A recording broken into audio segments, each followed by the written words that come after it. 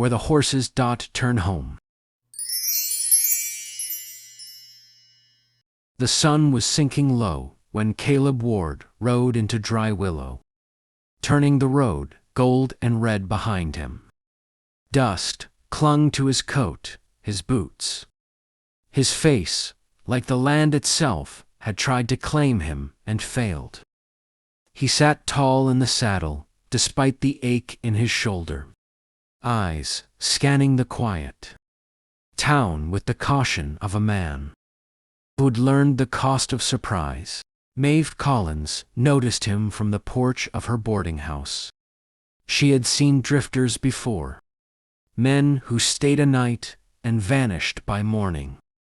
But something in the way Caleb rode slow, deliberate, as if he were deciding whether to stay alive made her still. When their eyes met, the moment stretched. Neither smiled. Neither looked away. The boarding house bell rang softly as Caleb pushed through the door. The place smelled of coffee, soap, and something steadier. Maeve stood behind the counter, sleeves rolled, hair loosely pinned, eyes sharp but not unkind. "I've got one room left," she said, before he even asked. Caleb hesitated. He wasn't used to invitations that didn't come with suspicion. Still, he nodded, sliding a few coins across the counter.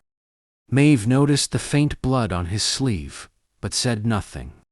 Silence, she knew, could be a kindness. Morning brought sunlight through lace curtains and the quiet clatter of breakfast. Caleb sat stiffly at the table, back to the wall. Coffee, cupped in both hands like it was something precious. Maeve moved about the room with practiced ease, setting plates down, humming softly. They spoke little about the weather, the road, the price of feed, but the pauses between words grew less heavy. Maeve noticed how Caleb always waited until others finished before speaking. Caleb noticed how Maeve watched everyone, as if memorizing them. Trust, they both knew, was built in small moments. Caleb kept his past folded tight, but Dry Willow had a way of unfolding things. In town, a man froze when he saw Caleb's face. A name hovered unsaid in the air like smoke. Maeve felt the shift that evening when Caleb returned quieter, shoulders tense. She didn't press him, but when she handed him a clean bandage for his shoulder, her fingers brushed his. He flinched, then stilled. "Whatever you're running from," she said gently, "you don't have to outrun it. Tonight?"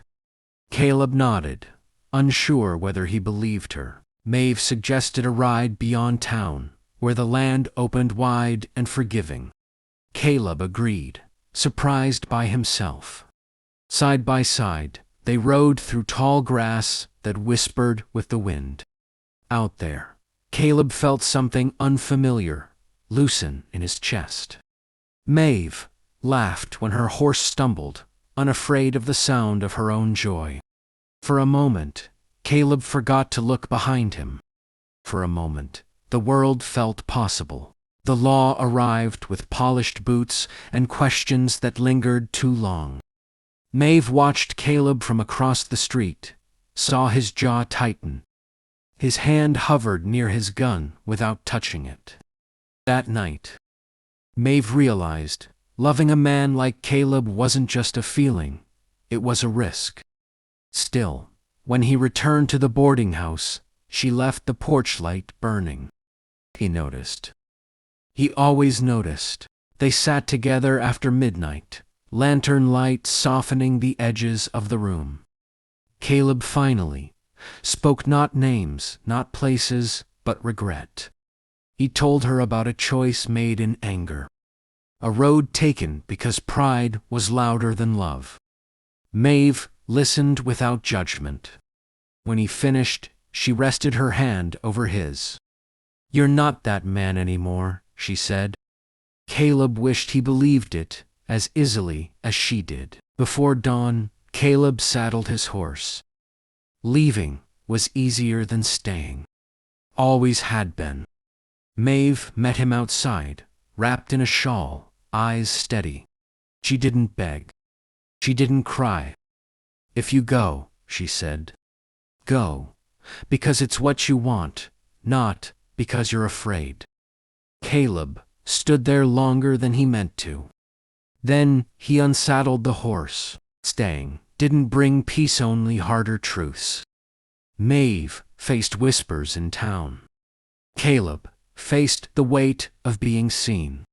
Together, they chose each other daily, even when it hurt. Love, they learned, wasn't grand declarations. It was standing firm when walking away would be simpler. The past came with the sunrise. Gunfire cracked the quiet street, splintering wood and fear alike. Caleb stepped forward to face it, heart pounding, hands steady. Maeve watched from the doorway, refusing to hide. If this was the cost of loving him, she would pay it standing. The fight ended with dust and silence. Caleb fell to his knees, shaken but alive. Maeve reached him first, pressing her forehead to his, grounding him. "You stayed," he whispered. "So did you," she replied. When the danger passed, the town exhaled. The law left. The questions faded.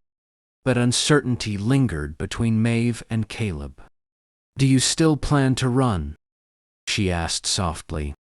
Caleb looked at the boarding house, at the woman who had seen him whole. "No," he said. "I plan to learn how to stay." Caleb repaired fences, fixed chairs, helped Maeve repaint the porch. His hands learned work that didn't end in violence. His nights grew quieter. Stillness was harder than motion, but it felt honest. They spoke of the future one evening, not in vows or contracts, but in hope. "No cages," Maeve said. "No running," Caleb answered. They sealed it with a kiss that felt like agreement, not surrender. Caleb planted a tree beside the boarding house. Roots pressed deep into dry willow soil. The road still existed, but it no longer owned him. Maeve watched him work, heart full.